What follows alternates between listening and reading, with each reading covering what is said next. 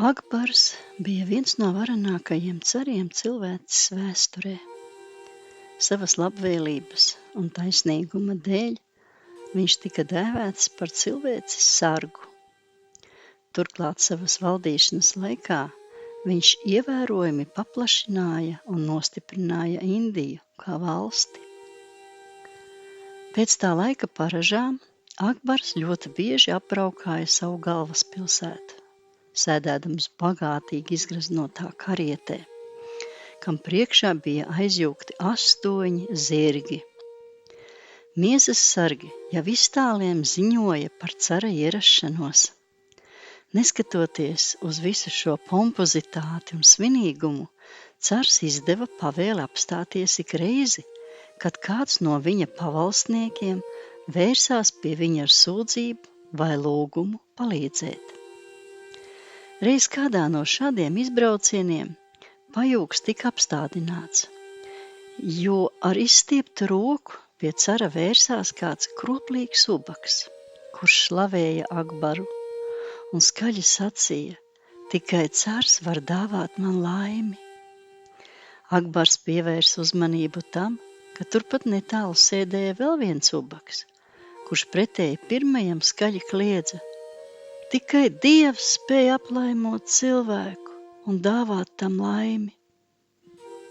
Cars aizdomājās par abu ubagu sacīto.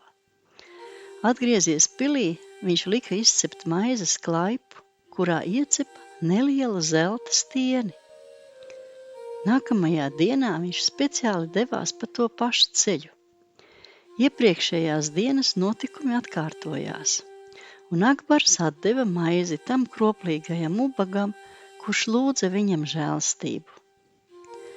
Otram ubagam viņš neiedeva neko, jo tas lūdza Dievu. Pēc kāda laika cars devās pa to pašu ceļu, un pajūgs atkal tika apstādināts, jo kroplīgais ubaks, izstiepdams roku, vērsās pēc palīdzības. Cars izkāpa no karietes un viņam prasīja: kāpēc tu atkal lūdz man palīdzību? Vai tad es tev jau neiedevu maizi, kurā bija iecepts zelta stienis? Es nezinu, par kādu zeltu tu runā, izbrīnīts sacīja ubaks. Maize, ko man iedevi, bija tik smaga, ka es, nospriesdams, ka tā nav līdz galam izcepta, to par 10 monētām atdevu savam kaimiņam, otram ubagam. Cars palūkojās apkārt, otra ubaga nekur nebija. Tad viņš lika saviem pavadoņiem uzzināt, kas ar to ir noticis.